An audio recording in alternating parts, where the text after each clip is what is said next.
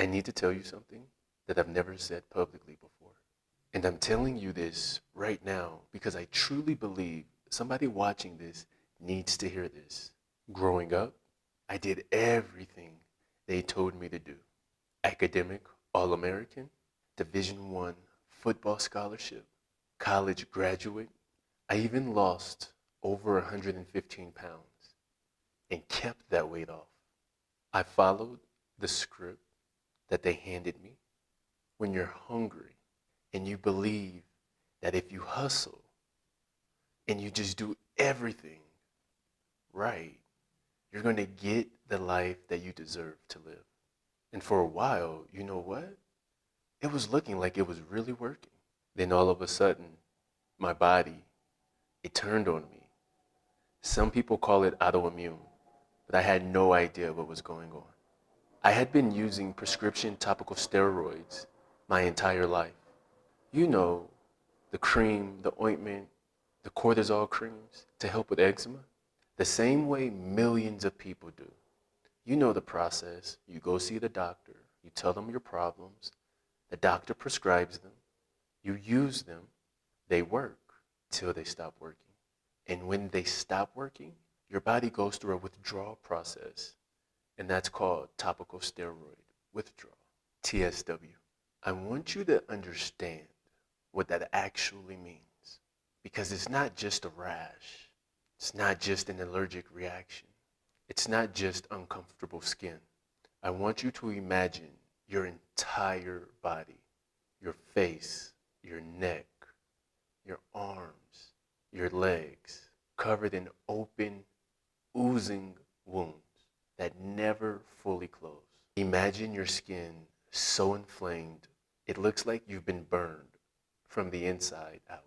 Imagine looking in the mirror and no longer recognizing the person you've become. To sum it all up, I'd say I'd look like an infected blowfish. That's the only real way that I can describe it.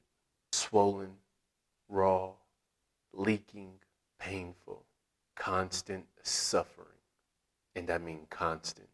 Every second felt like an hour. Every moment hurt. Even the clothing, the fabric, the material, when it would touch my skin or stick to my skin, discomfort, trying to sleep. That was the real mission impossible. There is no medication for TSW. Matter of fact, it's the medication that got me there in the first place. There's no shortcuts. My body had to literally detox on its own those chemicals out of my system. And that took me about 6 months. That was 6 months of living inside of a body that felt like a prison. And while my body was falling apart from the inside out, so was everything else in my life. At that time, I had just recently separated, working towards divorce. I was put on medical leave, and they told me, don't come back until you look and feel better. Now, this is what they didn't tell me. The state of California gives you 12 weeks on medical leave, and after 12 weeks, the employer has the opportunity to terminate your employment. So what my job didn't tell me is what happens when you're on medical leave and things go sideways. All said and done, I lost my job. I lost the health insurance while going through a medical condition. I could no longer afford to see the doctors that were doing their best to treat me. I watched my car get repossessed. As a matter of fact, I gave them the key to the car because they threatened to charge an extra $270 if I didn't. I got the embarrassing and shameful eviction notice. Now keep this in mind. I'm sick. My skin is oozing. I'm in pain and discomfort. And I ended up moving back into my mother's house. She had a converted garage. It was a garage that was converted. Otherwise, I would have been homeless. I'm grateful for that garage. Even though it was a space that was never meant to be a bedroom, it prevented me from being homeless. I find gratitude nowadays looking back at that garage. I was isolated. Now, did you know that isolation fuels anxiety and depression? I was in pain every second. I was cut off from life, the one that I thought I built. I was alone with my thoughts, with skin that wouldn't stop oozing, that wouldn't stop hurting, that wouldn't let me sleep or feel safe enough to rest and recover. Matter of fact, I was in so much discomfort, I couldn't feel anything inside. I thought I was doing everything right, but in reality, I was losing everything that I had worked for. One night, I stood in front of the mirror. Now, I don't know what made me do it, but I stood there for about 7 minutes, just looking at myself and the man that I had become. That was 7 minutes of looking at a man I no longer recognized. Swollen face, broken skin, sunken eyes, trying to trace back every decision that I felt got me into this position. Being transparent, in those 7 minutes when I was looking at the mirror, I contemplated whether or not I wanted to continue going. I'm not going to dress that up. I'm not going to make it sound smaller than it was. I stood in front of that mirror and genuinely questioned if I wanted to be in this world anymore, whether it was worth continuing.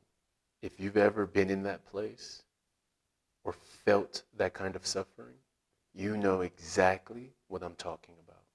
That heavy weight, that suffering, the burden, that specific silence that you hope nobody hears. When the future stops looking like some place you want to be. They say give it to God. That's exactly what I did. And I prayed and prayed and meditated and cried and prayed some more. It wasn't composed. It wasn't the kind of prayer or meditation that you rehearse. It's the kind of prayer that comes out when a man knows he's ran out of options. He's ran out of explanation. And the only thing left that he can do is turn to God and be completely truthful with where he is. I asked for my life to change, to feel better, simple. I told him I want to give back to his children, that when he brings me through this, I would use every experience that I've been through to help the children of God, the men of God, the women of God. And something shifted inside of me after that. It wasn't an instant shift. It was nothing dramatic. It wasn't a big deal. It was subtle. And that's when I learned that blessings in God speak in subtleness. Something in that garage, in that mirror, in that prayer, cracked something open inside of me. The answer that came wasn't positive reinforcement saying that everything's going to be all right. You're going to be better. That wasn't the answer that I got. It was something quieter, more specific and intentional than that. The message that I received was simple. It was, you were meant to play this game to win. You just haven't learned the rules yet. The game of life and how to play it. That sentence changed everything for me. Not because it was the miracle that fixed my skin or made me feel better. Not because it brought my car back from repossession or paid my rent from eviction. Matter of fact, it didn't even restore everything that I lost during this experience in my life. But what it did do, it reframed my entire story. I was no longer coming to myself as the victim. I started to see the light of being the victor. I understood I wasn't a failure. I wasn't broken. I wasn't even being punished. I was a man who was trying to play the game and didn't even know the rules. And that, for the first time in my life, in 6 months, felt like something that I can do something about. I'm getting uncomfortable in sharing this with you because I know someone like you watching this right now is in your own version of that garage. Maybe it's not topical steroid withdrawal. Maybe it's your marriage and you're noticing breaking apart and you don't have the answers. Maybe it's your relationship with your children. Or what about your business that you know is bleeding, but you still show up like everything's all right? What about that version of yourself you stopped recognizing a long time ago? Maybe you're even performing fine on the outside. You're showing up, you're providing for your family, you're doing the everyday work, but yet you're completely numb or hollow on the inside. And maybe, like me, you've stood in front of a mirror and you had a moment questioning whether or not you should continue on, whether or not your life was worth it. If there's anything you hear, I need you to hear me on this. This is not the end of your story. This is the part right before the transformation begins. But you got to believe and see it that way, just like I did. Every man that I have worked with who has been in that place on their own, every single one had something on the other side of it. They could not see yet. That's where coaching comes in. Working with somebody that can see the things behind the corners before you even walk around that corner. Now, you don't have to see it right now. You just have to still be here with us, with me. One man to another. If you're in that place right now, and I'm not talking about a metaphor, I'm talking about you actually being there, feeling the pain, feeling the suffering, living in the discomfort, please reach out to someone. If you don't have anyone to reach out to, the 988 Suicide and Crisis Lifeline is real. It's free. It's available right now. Call or text 988. You don't have to be at the edge of your life to use it. You just got to understand that you're struggling. And maybe things aren't okay right now. You don't have to explain it perfectly or try to justify it. You don't even have to have answers. You just need to make the call if your life is feeling unstable. Now back to the regularly scheduled programming. When I felt my body starting to recover, I came out of that garage and I got to work learning the rules and continuing to transform my life. Through the grace of God, my skin healed naturally, no medication. My body finally did what I knew it was able to do. Prayer and meditation definitely helped. I didn't have a car. I didn't even have a bike. So you know what I did?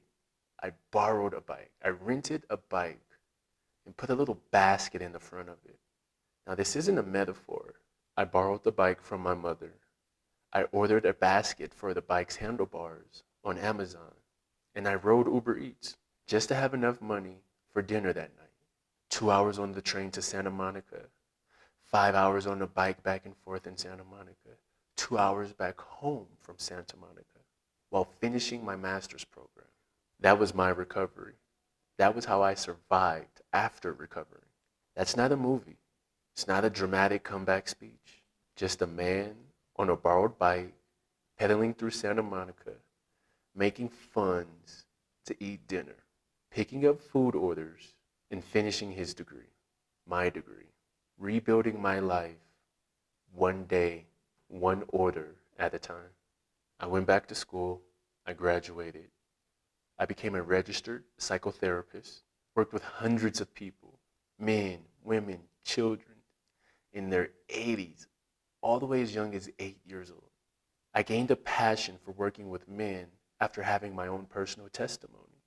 I moved to Mexico City to build a family with the love of my life on our own terms.